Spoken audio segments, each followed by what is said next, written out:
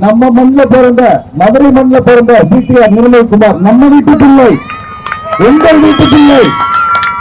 இந்த மண்ணில் பிறந்து இந்த மண்ணில் படிச்சு அமெரிக்கா வரைக்கும் போய் தொழில் செஞ்சுட்டு இன்னைக்கு மக்கள் பணி செய்யறதுக்காக தமிழக வெற்றி கழகத்தில் தன்னை இணைச்சு கொண்டு கழகத்தோட இணை பொதுச் செயலர் ஆகி இன்னைக்கு திருப்பரங்குன்றம் தான் வேணும், இந்த மக்களுக்கு தான் நான் நல்லது செய்யணும்னு சொல்லி இந்த தொகுதியை தேர்ந்தெடுத்து வந்திருக்காரு.